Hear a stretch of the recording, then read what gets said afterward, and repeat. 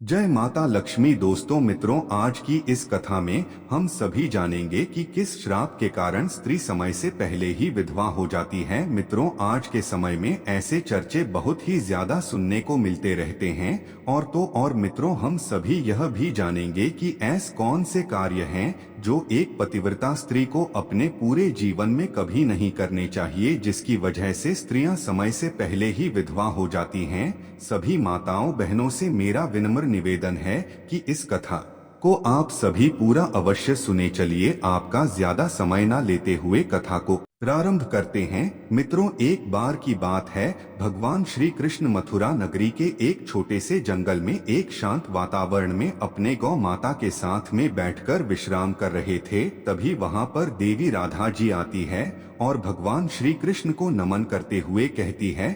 फिर भगवान श्री कृष्ण कहते हैं, हे देवी राधा, आप किस प्रयोजन से यहाँ पर आई हो? तब देवी राधा कहती है, हे प्रभु, आज मेरे मन में कुछ प्रश्नों ने जन्म लिया है और मुझे बहुत ही ज्यादा वह प्रश्न परेशान कर रहे हैं। तो हे प्रभु, मैं उन्हीं प्रश्नों के उत्तर जानने के लिए आपके पास आई हूँ। तब भगवान श्री कृष्ण कहते हैं, हे देवी राधा, आप अपना प्रश्न पूछिए, मैं आपके सभी प्रश्नों के उत्तर देने के लिए तैयार हूँ। तभी देवी राधा भगवान श्री कृष्ण को संबोधित करते हुए पूछती हैं, हे स्वामी, औरत किस पाप के कारण समय से पहले विधवा हो जाती है? तो भगवान श्री कृष्ण कहते हैं, देवी राधा, आज अचानक से तुम मुझसे यह प्रश्न क्यों पूछ रही हो? तो देवी राधा कहती हैं, हे प्रभु, आज जब मैं पूजा के लिए फूल तोड़ने गई थी तो मैंने कुछ स्त्रियों को देखा जो देखने में एक ही उम्र की थी, परंतु उसमें से एक औरत विधवा हो चुकी थी और बहुत दुखी जीवन व्यतीत कर रही थी,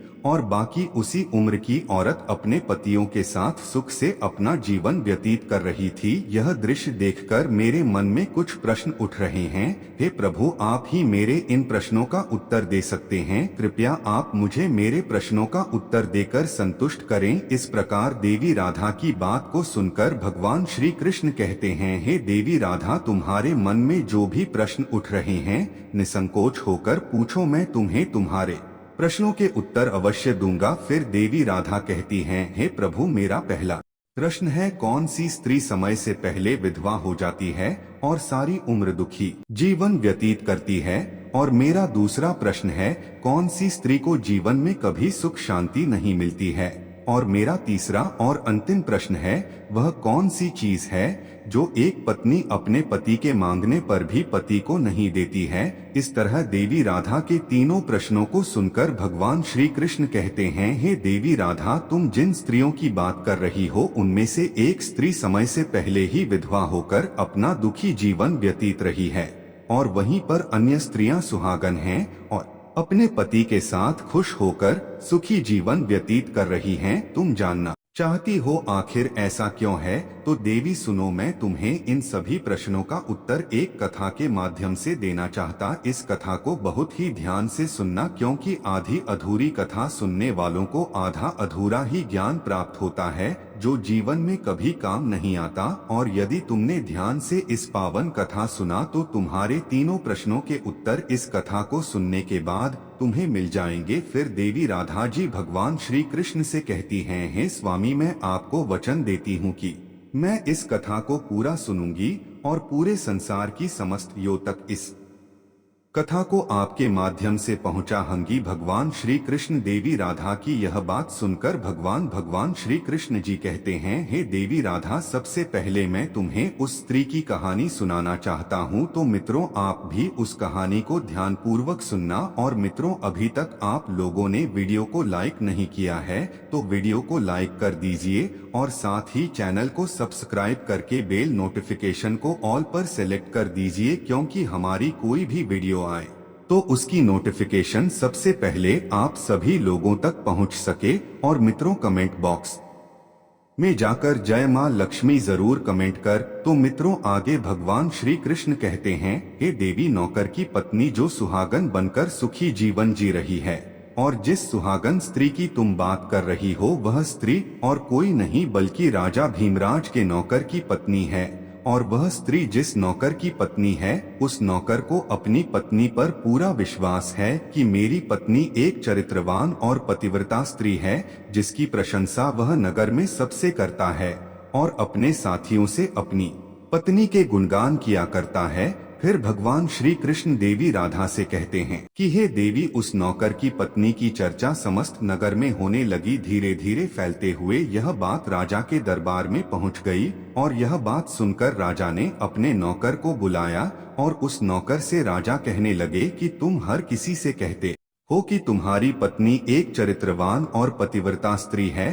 क्या वास्तव में तुम्हारी पत्नी एक चरित्रवान और पति स्त्री है?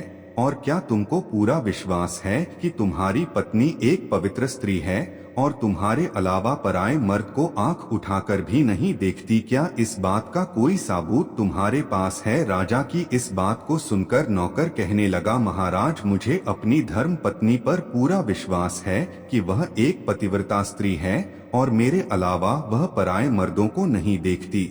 नौकर की इस बात को सुनकर राजा के एक मंत्री ने कहा, मैं क्षमा चाहता हूँ महाराज, ऐसा कैसे हो सकता है कि एक स्त्री किसी अन्य पुरुष को ना देखे? ऐसा तो असंभव है। फिर मंत्री ने राजा से कहा, महाराज, यदि मैं इस नौकर की बात गलत साबित कर दूं और इसकी पत्नी का पतिव्रता धर्म नष्ट कर दूं तो इसे क्या सजा मिलेगी? फिर नौकर ने कहा, महाराज, यदि महामंत्री जी मेरी पत्नी का पतिव्रता धर्म नष्ट कर देते हैं तो आप मुझे फांसी की सजा दे देना, और यदि महामंत्री जी मेरी पत्नी का पतिव्रता धर्म खंडित नहीं कर पाए तो इनको भी कुछ सजा मिलनी चाहिए। नौकर की यह बात सुनकर राजा ने कहा कि मंत्री को भी फांसी की सजा दी जाएगी। मंत्री ने यह बात स्वीकार कर ली और नौकर से पूछा कि मैं तुम्हारी पत्नी से क्या वस्तु लाऊं जिससे तू मान ले कि मैंने तेरी पत्नी का पति धर्म खंडित कर दिया? तो नौकर ने कहा, महामंत्री जी, आप मेरी पत्नी से मेरे विवाह के समय पर दहेज में मुझे एक मटका और एक कतार मिली थी और यह दोनों चीजें मेरी पत्नी ने बहुत ही संभाल कर रखी हैं, क्योंकि यह दोनों चीजें एक पतिव्रता स्त्री के लिए सुहाग की निशानी है। यदि तुम यह दोनों चीजें मेरी पत्नी से लाकर मुझे दिखा दोगे तो मैं मान जाऊंगा कि मेरी पत्नी का पतिव्रता धर्म महामंत्री जी आपने नष्ट कर दिया है। तब मंत्री ने नौकर की यह शर्त स्वीकार कर ली और वह मंत्री दरबार से निकलकर नगर में जाता है और एक जादू टोना करने वाली स्त्री से जाकर मिलता है। जो काम को कोई नहीं कर पाता था वह काम वह जादू टोना करने वाली स्त्री कर देती थी। फिर मंत्री ने उस स्त्री को सारी बात बताई और कहा, तू कैसे भी करके उस नौकर की पत्नी से मेरा संबंध बनवा दे, इसके बदले तुझे जितना धन चाहिए मैं उतना धन देने को तैयार हूँ। इस तरह मंत्री की बात सुनकर वह स्त्री कहने लगी, मंत्री जी, आपको कहने में आसान लगता होगा किंतु ऐसा कुछ भी नहीं है। तुम जिस औरत के बारे में बात कर रहे हो वह औरत एक पतिव्रता नारी है। उसे ना ही किसी धन का लोभ है और ना ही किसी वस्तु का लालच है। तुम्हें क्या लगता है वह तुमको मटका और कतार दे देगी? फिर वह स्त्री कहती है, मंत्री, वह तेरी ओर थूकेगी। फिर महामंत्री डर गया और कहने लगा, यदि तू मेरा उससे संबंध नहीं करवा सकती है तो एक काम कर दे, उसके घर जाकर उसका मटका और कतार मुझे दे दे और उसकी पत्नी के जांघ के पास यदि कोई निशानी हो तो वह निशानी मुझे देखकर बता दे। फिर मैं तुझे मुंह मांगा इनाम दूंगा। तुझे जितना धन चाहिए उतना धन मैं दूंगा, बस तू मेरा यह काम कर दे। मंत्री की यह बात सुनकर उस जादू टोना करने वाली स्त्री के मन में धन का लालच आ और उसने कहा, ठीक है, मैं तुम्हारा काम अवश्य करूंगी, लेकिन मुझे मुंह मांगा धन देना पड़ेगा। मंत्री ने कहा, ठीक है। वह स्त्री धन के वशीभूत होकर अपनी कला को धन के लोभ में गलत काम करने के लिए तैयार हो गई और फिर वह स्त्री नौकर के घर में वेशभूषा बदल कर जाती है और नौकर की पत्नी से जाकर कहती है, बेटी, मैं तेरे पति की बुआ हूँ, मैं कई सालों के बाद आई हूँ। फिर उस नौकर की पत्नी ने कहा, आप इतने सालों बाद आई हैं, इसीलिए मैंने आपको पहले में बुआ बनकर रहने लगी। नौकर की पत्नी ने उस स्त्री को बुआ समझकर बहुत आदर सम्मान दिया, मगर उसे यह नहीं पता था कि इस जादू टोना करने वाली स्त्री को मंत्री ने उसके साथ छल करने के लिए और उसका पतिव्रता धर्म नष्ट करने के लिए भेजा है। अब वह स्त्री नौकर के घर में मजे से रहने लगी और नौकर की पत्नी के ऊपर झूठा प्यार लुटाने लगी। एक दिन नौकर की पत्नी स्नान करने के लिए स्नान गृह में गई। फिर उसके थोड़ी देर बाद ही वह स्त्री भी नौकर की पत्नी के पास जाकर उसकी रगड़ने लगी। उस पतिव्रता औरत ने बहुत मना किया, फिर भी वह स्त्री नहीं मानी और कहने लगी, तुम मुझे अपनी बेटी से भी ज्यादा प्यारी लगती हो तो मना मत करो। काफी दिनों के बाद में मेरी और तुम्हारी मुलाकात पहली बार हुई है। और ऐसा कहकर वह स्त्री उसे बातों के माया जाल में उलझाने लगी और फिर मौका देखते ही उसने उस पतिव्रता के पास में जाकर एक तिल था जो उस जादू टोना करने वाली स्त्री ने देख लिया और उसका काम बन गया। और जब स्नान करने के बाद में नौकर की पत्नी घर के अन्य काम करने लगी, इसी बीच स्त्री को मटका और कतार चुराने का मौका मिल गया और उसने मटका और कतार चुरा लिया और वहां से यह दोनों चीजें चुराकर भाग गई और सीधा जाकर मंत्री के पास पहुंची और उस मंत्री को मटका और कतार दे दिया और उस नौकर की पत्नी के जांघ पर तिल की निशानी है यह भी बता दिया। और मंत्री मटका और कतार लेकर सीधा राजा के दरबार में जा पहुंचा और राजा से कहा, महाराज मैं नौकर की पत्नी के साथ 2 दिन रहकर आया हूं और यह मटका और कतार उसी ने मुझे दिया है। इस तरह मंत्री की यह बात सुनकर राजा ने तुरंत दरबार लगाया और नौकर को बुलाया। फिर मंत्री ने दरबार में मटका और कतार नौकर को दिखाते हुए कहा, महाराज मैंने नौकर की शर्त पूरी की और भरे दरबार में यह भी कहा कि नौकर के पत्नी की जांघ पर तिल है। यह भी बात सुनकर नौकर मान गया कि वास्तव में आज मेरी पत्नी ने अपना पतिव्रता धर्म पूरी तरह से नष्ट कर लिया है। अब नौकर का अपनी पत्नी से विश्वास उठ गया। फिर राजा ने शर्त के मुताबिक नौकर को फांसी की सजा सुनाई और 21 दिन बाद फांसी देने का आदेश दिया और कहा कि नौकर को 21 दिन के बाद फांसी पर चढ़ाया जाएगा। अब नौकर की मृत्यु के दिन समीप आने लगे। अंततः वह दिन गया जिस दिन उसे फांसी देना था। जब उसे फांसी के फंदे के पास लाया गया तो उस नौकर से उसकी अंतिम इच्छा पूछी गई। फिर नौकर ने कहा कि महाराज मेरी अंतिम इच्छा यह है कि मैं आखिरी बार अपनी पत्नी से मिलना चाहता हूँ। और इस तरह राजा ने नौकर को आज्ञा दी कि तुम अपनी पत्नी से मिल सकते हो। फिर नौकर कुछ दिन की इजाजत लेकर अपने घर गया और अपनी पत्नी कहने लगी, तुमने मेरे साथ बहुत बड़ा विश्वासघात किया, छल किया है। मैंने तुम पर विश्वास करके राजा के सामने मंत्री से ऐसी शर्त लगाई थी और राजा के दरबार में मैंने कहा था कि मेरी पत्नी एक चरित्रवान और पतिव्रता स्त्री है और उसके पतिव्रता धर्म को कोई नष्ट नहीं कर सकता। यदि कोई नष्ट कर देगा तो मुझे फांसी लगा देना। और तुमने पतिव्रता धर्म नष्ट कर दिया। मुझे कुछ दिन के बाद में फांसी दे दी जाएगी। तुमने मेरे साथ विश्वासघात किया है। मैंने तुम पर विश्वास करके तुम्हें घर पर अकेला छोड़ के गया था। नौकर की यह बात सुनकर उसकी पत्नी ने उसे उस स्त्री की बात बताई जो उसके पति की बुआ बनकर उसके घर पर आई थी। मगर नौकर को अपनी पत्नी की बातों पर बिल्कुल भी विश्वास नहीं हुआ और नौकर राजा के दरबार में पहुंच गया। फिर राजा किसी कारणवश उस नौकर की फांसी की सजा कुछ दिन के लिए टाल दिया और उसे कैद में डलवा दिया। नौकर की पत्नी अपने पति को निर्दोष साबित करने के लिए राज दरबार में गणिका अर्थात नाचने गाने वाली औरत की वेशभूषा धारण करके पहुंच जाती है और राजा से उसके सम्मुख अपना नृत्य दिखाने की आज्ञा मांगने लगी। राजा ने स्त्री की सुंदरता देखकर नाचने की आज्ञा दे दी। फिर महल के नौकरों ने उसके नृत्य के लिए व्यवस्था की। फिर उस नौकर की पतिव्रता पत्नी ने जब नाचना शुरू किया तो उसका नाच देखकर राजा बहुत मोहित हुए और फिर राजा ने कहा, मैं तुम्हारे नृत्य से बहुत प्रसन्न हुआ, मांगो, तुम जो भी मांगो मैं तुम्हें दूंगा। फिर उस नौकर की पत्नी ने कहा, महाराज आपकी सभा में एक चोर है जिसने मेरी सोने की अंगूठी चुराई है और उसे फांसी की सजा दे दीजिए। यह बात सुनकर राजा ने कहा, ठीक है, बताओ मेरे दरबार में तुम्हारा चोर कौन है, मैं उसको फांसी की सजा जरूर दूंगा। और फिर उस नौकर की पतिव्रता स्त्री ने कहा, महाराज और कोई नहीं, आपके मंत्री ने ही मेरी अंगूठी चुराई, आप इनको फांसी की सजा। जैसे ही मंत्री ने सुना कि यह स्त्री मुझे चोर बता रही है तो तुरंत मंत्री कहने लगा, महाराज मैं शपथ खाकर कहता हूँ कि मैंने इसकी अंगूठी नहीं चुराई है और मैंने इसे आज तक कभी देखा ही नहीं है, तो मैं इसकी अंगूठी कैसे चोरी कर सकता हूँ। मैंने आज तक इसकी शक्ल ही नहीं देखी है, आज पहली बार मैं इसकी शक्ल देख रहा हूँ। जैसे ही मंत्री ने कहा कि मैंने इस स्त्री की आज तक शक्ल ही नहीं देखी है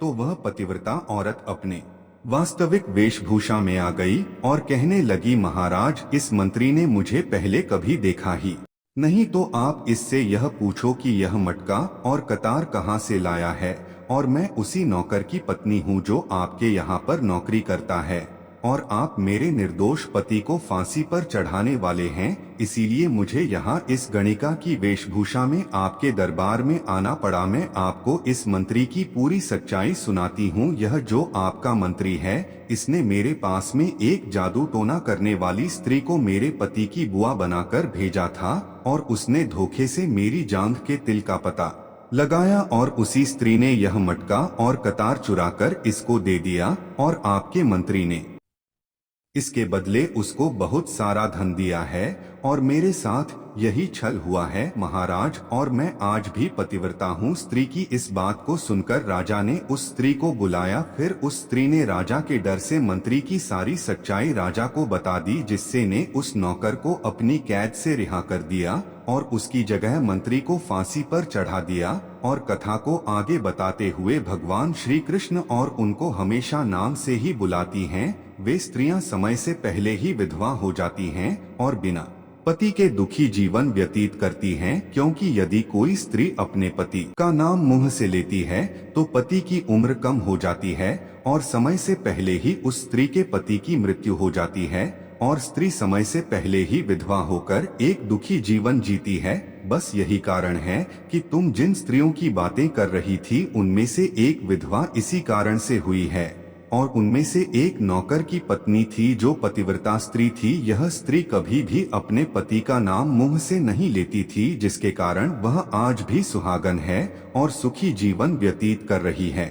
और वह स्त्री जो समय से पहले विधवा होकर दुखी जीवन जी रही है, वह हमेशा अपने पति को नाम लेकर बुलाती रहती थी, जिसके कारण उनके पति की उम्र कम होती चली गई और फिर उसके पति की मृत्यु समय से पहले ही हो गई। आज वह औरत दुखी जीवन जी रही है, इसलिए किसी भी स्त्री को अपने पति का नाम अपने मुंह से नहीं लेना चाहिए। और तुम्हारा दूसरा प्रश्न था, कौन सी स्त्री को जीवन में कभी सुख नहीं मिलता है और वह पति के होते हुए भी सदा दुखी जीवन जीती है, तो समझ लो जो स्त्रियां अपने पति की बिना अनुलिए कहीं भी चल देती हैं, वे कभी सुखी जीवन नहीं जी पाती हैं। ऐसी स्त्रियां जीवन भर दुखी ही रहती हैं और उन्हें पति का प्रेम कभी नहीं मिलता। फिर भगवान श्री कृष्ण देवी राधा से कहते हैं, हे राधे, तुम्हारा तीसरा प्रश्न था कि ऐसी कौन सी चीज है जो एक पत्नी अपने पति को मांगने से भी नहीं देती है, तो समझ लो वह चीज गाली है, जो एक संस्कारी और चरित्रवान स्त्री कभी भी अपने पति को नहीं देती है। और जो स्त्रियां अपने पति को गाली देती हैं, वह स्त्रियां कभी चरित्रवान नहीं होती, और ऐसी स्त्रियां जीवन भर दुखी रहती हैं, उसके जीवन में कभी सुख नहीं आता और समय से पहले ही ऐसी स्त्रियां विधवा हो जाती हैं। और इस प्रकार भगवान श्री कृष्ण के मुख से देवी राधा कथा को सुनने के बाद अपने तीनों प्रश्नों का उत्तर पाकर संतुष्ट हो जाती हैं और कहती हैं, क्या प्रभु, वास्तव में जो स्त्री चरित्रवान होती है वह कभी दुखी जीवन नहीं जीती है? तो भगवान श्री कृष्ण कहते हैं, नहीं, क्योंकि ऐसे घर में लक्ष्मी का सदा वास होता है और वह घर धन दौलत और खुशियों से हमेशा भरा रहता है, और चरित्रवान स्त्रियां हमेशा घर को स्वर्ग बना देती हैं। फिर देवी राधा भगवान श्री कृष्ण से पूछती है, हे प्रभु, जो स्त्री पतिव्रता होते हुए पराये मर्दों से संबंध बनती है, क्या उनके घर में माता लक्ष्मी वास करती है, और उस स्त्री के साथ क्या होता है?